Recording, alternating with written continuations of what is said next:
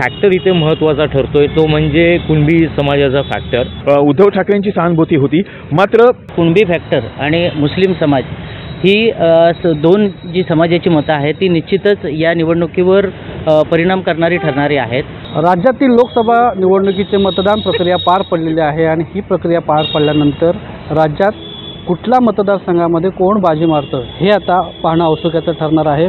स्थानिक पत्रकारांच्या मते नेमका कोण कुठे भारी पडतो हे आम्ही ABP माझाच्या माध्यमातून जाणून घेतोय। मी आज आहे चिपळूणमध्ये रायगड लोकसभा मतदारसंघामध्ये अनंत गीते आणि सुनील तटकरे यांच्यामध्ये जी लढत झाली त्या लढतीमध्ये नेमका कोण सरशी ठरेल ह्या संपूर्ण विषयावरती बोलण्यासाठी आपल्यासोबत स्थानिक पत्रकार आहेत, आपण त्यांच्याजवळ जाणून घेऊयात। कदम सर, मला सांगा, सुनील तटकरे आणि अनंत गीते यांची पुन्हा एकदा लढत आमने सामने होते, यापूर्वीची वेगळी लढत होती आणि आत्ताची लढत, काय नेमकं वाटतं कोण सरस ठरेल? निश्चितच ही लढत आहे ती आत्ताची फार वेगळी आहे दोन्ही पक्षांसाठी, म्हणजे आघाडीसाठी पण आहे आणि महायुतीसाठी पण आहे। आणि दोन्ही उमेदवार हे अगोदर एकामेकांसमोर आलेले होते दोन वेळा, एक वेळा सुनील तटकरे हरले होते, एक वेळा ते जिंकले, आता पुन्हा तिसऱ्या वेळी हे दोन्ही उमेदवार उभे ठाकलेले आहेत। लढत ही तुल्यबळ होईल। सुरुवातीचा बऱ्यापैकी कल म्हणजे जेव्हा निवडणूक घोषित झाली तेव्हा बऱ्यापैकी कल हा आनंद गीतेंकडे होता आणि त्याचं कारण दोन वैशिष्ट्यपूर्ण आहेत की रायगडला गुहागर मतदारसंघ पण विधानसभा मतदारसंघ जोडला होता आणि चिपळूण तालुक्यातली काही गावं जोडली जातात आणि एक फॅक्टर इथे महत्त्वाचा ठरतोय तो म्हणजे कुणबी समाजाचा फॅक्टर। जवळपास 60 ते 65% कुणबी समाज हा गुहागरमध्ये एकवटलेला आहे आणि उर्वरित काही भाग आहे तो ह्याला जोडलेला आहे, कुठे चिपळूण तालुक्याला दापोली मंडणगडसुद्धा काही भाग त्याच्यामध्ये येतो। तर ह्या सर्वाचा विचार करता रायगड मूळ जो पूर्वी सुनील तटकरेंकडे पूर्ण एक हाती होता तो तसा आता राहिला नव्हता आणि त्यामुळे ही लढत कशी होईल याकडे उत्सुकता होती, परंतु आत्ता ही तुल्यबळ लढत होती आणि एका बाजूला होती आणि सहानुभूतीचा जो थोडासा फायदा आनंद गीतेंना मिळणार होता, पक्षाच्या सहानुभूतीचा, परंतु शेवटच्या 3 ते 4 दिवसामध्ये सुनील तटकरे वेगळ्या पद्धतीने एक फिल्डिंग लावली आणि एक राजकीय स्वरूपात त्यांनी सगळा टोटली त्याचा सिनेरोज बदलला असं चित्र आहे, ज्याच्यामध्ये दापोली आणि मंडणगड तालुक्याचा पण समावेश आहे। त्यामुळं ही सगळी जी लढत आहे ती एकदम काही हजार मताच्या टक्क्यावर येऊन थांबलेली आहे। यामध्ये आणखी एक दुसरा मुद्दा मला ॲड करायचा आहे, जो खाडीपट्ट्यातील मुस्लिम समाज आहे त्याचाही ह्याच्यामध्ये फार मोठा रोल आहे आणि हा मुस्लिम समाज सुनील तटकरेंवर नाराज नाही किंवा ह्याच्यावर नाराज नाही, पण तो नाराज आहे, तो भाजपवर नाराज आहे आणि त्यामुळे अनेक वेळा असं घडलेलं आहे की बैठकांमध्ये की आम्ही भाजपवर नाराज आहोत त्यामुळे आम्ही तुम्हाला मदत करू शकत नाही असं पहिला स्टँड होता। नंतरच्या काळामध्ये रामदास कदम आणि बाकीचे सगळे त्यांचे मित्रपक्षातले लोक नेते मंडळी होती यांनी मुस्लिम समाजाचे बैठका घेतल्या आणि हा सगळा सिनेरो बदलण्याचा प्रयत्न केला आहे। त्यामुळे ही लढत निश्चितच तुल्यबळ असं होईल असं मला वाटतंय। नक्कीच आपल्यासोबत रायगडमध्ये ज्यांनी प्रत्यक्ष काम केलेलं आहे ते योगेश भांडागळे आहेत। मला सांगा, समाजाचं राजकारण होईल असं म्हटलं जातं आहे, पण कुणबी समाज आणि मुस्लिम समाज यांची जरी निर्णायक मतं असली तरी यावेळेला सुनील तटकरे यांच्या बाजूने मुस्लिम समाजाची मतदान होईल असं तुम्हाला वाटतं का? नक्कीच आपण जर रायगड लोकसभा मतदारसंघाचा विचार केला तर कुणबी फॅक्टर आणि मुस्लिम समाज ही दोन जी समाजाची मतं आहेत ती निश्चितच या निवडणुकीवर परिणाम करणारी ठरणारी आहेत। मुस्लिम जो विषय आहे, आता सतीश कदम म्हणले की मुस्लिम समाज हा तटकरेंवर नाराज नाही आहे तर तो भाजपवर नाराज आहे, पण सुनील तटकरेने मुस्लिम समाजाची मते कुठेतरी आपल्यापासून जाऊ नयेत, ते आपल्यापर्यंत राहावीत यासाठी खूप मोठे प्रयत्न केले। मुश्ताक अंतुले जे नेते आहेत, बॅरिस्टर अंतुले माजी मुख्यमंत्री, त्यांचे जे पुतणे आहेत त्यांनी अजितदादा पवार राष्ट्रवादी गटात आणलं। कुठेतरी सुनील तटकरेंनी मुस्लिम समाजाची मतं आहेत ती आपल्याकडे कशी राहतील हे बघण्याचा त्यांनी प्रयत्न केला। कुणबी भवनासाठी सुनील तटकरे यांनी अजितदादा अर्थमंत्री असताना करोडो रुपयांचा निधी त्यांनी दिला आणि एकंदरीत तुम्ही म्हणताय तसं समाजाचं राजकारण या ठिकाणी झालेलं आपल्याला या मतदारसंघात दिसतं आणि कुठेतरी तटकरेंनी कुणबी समाज असेल, मुस्लिम समाज असेल आपल्याकडे खेचण्याचा प्रयत्न केला। त्यामुळे एकंदरीत सध्याच्या घडीला आपण बघितलं तर तटकरेंची बाजू कुठेतरी आपल्याला मजबूत स्थितीत दिसते। दुसरा जो फॅक्टर आहे आणि अत्यंत महत्त्वाचा आहे तो म्हणजे शेकापची मतं। ही लढत तिसऱ्यांदा अनंत गीते आणि सुनील तटकरे यांच्यामध्ये होते। पहिल्या वेळी सुनील तटकरे जेव्हा राष्ट्रवादीमध्ये होते आणि एकच शिवसेना होती, तेव्हा अनंत गीते शिवसेनेसोबत होते, त्या शिवसेनेसोबत शेकाप होती, त्यामुळे तटकरेंचा पराभव झाला, 2100 मतांनी पराभव झाला. दुसऱ्या वेळी रमेश कदम जे आहेत, जे सुनील तटकरेंचे सहकारी मानले जातात, निष्ठावंत मानले जातात, ते शेकापकडून उभे होते. त्यांनी जवळपास 1,10,000 मतं घेतली आणि तटकरेंचा विजय झाला अगदी मोजक्या मताने. आत्ता पुन्हा चित्र पहिल्या निवडणुकीसारखं झालं आहे, 2014 सारखं झालं आहे. शेकाप शिवसेनेसोबत आहे आणि तटकरेंपासून कुठेतरी लांब गेलेली आहे. शेकापची नाही म्हटलं तरी लाखभर मतं या मतदारसंघात आहेत. तर ती मतं कशा पद्धतीने सुनील तटकरे खेचण्याचा प्रयत्न करतायत किंवा ती अनंत गीतेंकडे किती प्रमाणात राहतील याच्यावर हे सगळं रायगडचं गणित अवलंबून आहे. पण एकंदरीत आपण बघितलं तर ही निवडणूक अत्यंत चुरशीची, अटीतटीची झालेली आपल्याला पाहायला मिळाली. नक्कीच. मला सांगा की शेवटच्या टप्प्यामध्ये अनंत गीते यांनी गुहागरकडे पूर्णपणे दुर्लक्ष केल्याचं पाहायला मिळतं आणि कुणबी समाजाला गृहीत धरलं असं वाटतं का? आणि या संपूर्ण परिस्थितीमध्ये निवडणुकीच्या भास्कर जाधव यांच्या नाराजीचा कुठेतरी मोठा चर्चा होती, या सगळ्याचा कसा परिणाम होईल असं वाटतं?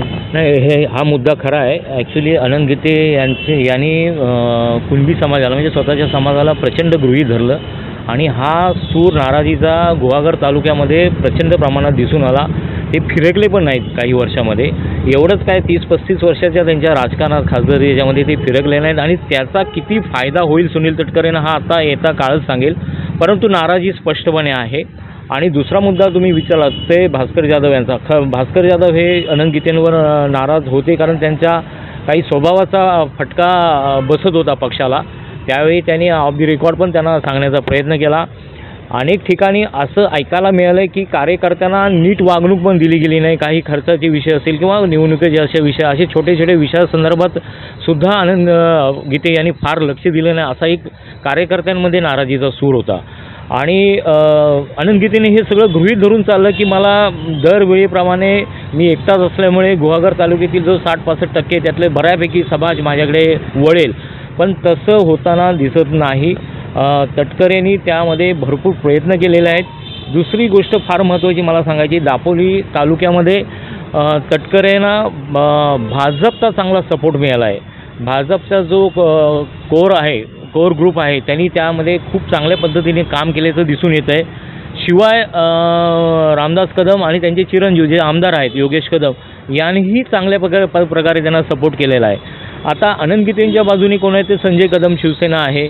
शिवाय मनसे ह्या तटकरेंच्या बाजूने गेली परत. त्यामुळे हा जो गेम आहे, हा राजकीय गेम आहे, हा थोडासा एका पातळीवर येऊन थांबला असं मला वाटतं आहे. आणि मी मागाशी म्हटल्याप्रमाणे यामध्ये मूळ फॅक्टर जो काम करणार आहे तो मुस्लिम समाजाचाच फॅक्टर त्याच्याबरोबर काम करणार आहे. खाडीपट्ट्यातल्या मुस्लिम समाजाच्या बैठका शेवटच्या टप्प्यामध्ये सुनील तटकरेंनी घेतलेल्या आहेत आणि ते त्यांना कन्व्हिन्स करायला जर त्यांनी यशस्वी झालेत, कारण रामदास कदम यांनी स्वतःहून पुढाकार करून त्या मिटिंगा आयोजित केल्या होत्या अनेक ठिकाणी, आणि तर व्यवस्थित कन्व्हिन्स झालेच तर मला वाटतं याचा फायदा नक्कीच सुनील तटकरे यांना होईल. मला सांगा, सुनील तटकरे हे राष्ट्रवादीचे प्रदेशाध्यक्ष आहेत. असं असताना त्यांनी ज्या पद्धतीने ही निवडणूक प्रतिष्ठेची केली आहे ते पाहता अनंत गीते कुठेतरी पिछाडीवरती गेल्याचं पाहता दिसतंय का? सगळ्यात महत्त्वाचा प्रश्न आहे आपल्याला. आपण आता रायगड लोकसभा मतदारसंघ आणि चिपळूण लोकसभा मतदारसंघ, रत्नागिरी लोकसभा मतदारसंघ या मतदारसंघाच्या सरहद्दीवर उभे आहोत. चिपळूणमधूनच आपण रायगडमध्ये लोकसभेमध्ये प्रवेश करतो आणि रत्नागिरीमध्ये करतो. या दोन्ही इलेक्शनचा जर अनुभव लक्षात घेतलात तर जे महायुतीने प्रश्न किंवा ज्या प्रॉब्लेम्सला इथे फाईट केलं, जे प्रॉब्लेम्स ठरले ते प्रॉब्लेम्स रायगडमध्ये तटकरेंनी अगदी लिलेया पार केले.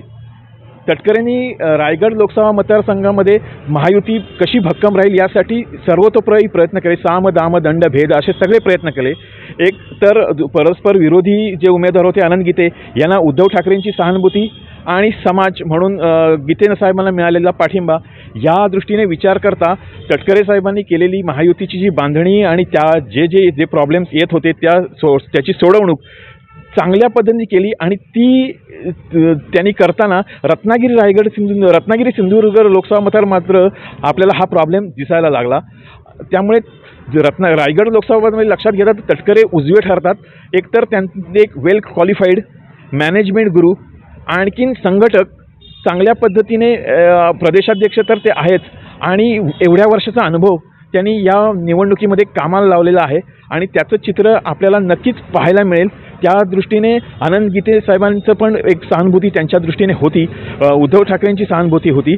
मात्र कोणतीही निवडणूक समाजाच्या लेवलवर लढली जात नाही, समाजाच्या लेवलवर लढली जाऊ नये तरच ती लोकशाही सक्षम आहे असे म्हणायला पाहिजे. त्यामुळे एकीकडे ह्या दोन गोष्टी आणि दुसरीकडे तटकरेंच्या गोष्टी अशा जर धरल्या तर या ठिकाणी मोठी फाईट आपल्याला बघायला मिळणार आहे आणि एक हजारातच आपल्याला हा निकाल काही लागेल असाच अंदाज व्यक्त होतोय. नक्कीच अगदी 4 जूनला हे सगळं स्पष्ट होईलच.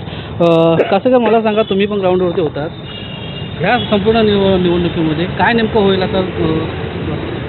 कसं झालं आहे, एकीकडे आहे बेसिक शिवसेना ग्रुप आहे, दुसरीकडे आहे महायुती ज्याच्यामध्ये भाजप देखील आहे. आत्तापर्यंत आपण बघितलं तर भाजप एकटा कधीही निवडणूक लढलेला नाही. भाजपबरोबर बेसिक शिवसेना पूर्वीपासून होती.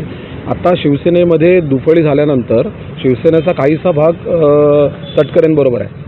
भाजपबरोबर जो भाग आहे म्हणजे तटकरेंना ज्या भाजपचा फायदा व्हायला पाहिजे त्या ठिकाणी भाजपच्या कार्यकर्त्यांनी चांगलं काम केलं दिसतंय. पण निष्ठावंत शिवसैनिक जर म्हणायला गेलो आपण तर खेड, दापोली, मंडणगड आणि गुहागर ह्या सगळ्या विधानसभा मतदारसंघामधला बराचसा भाग हा अनंत गीतेंच्या पाठीशी उभा राहिला आहे असं चित्र दिसलं आहे.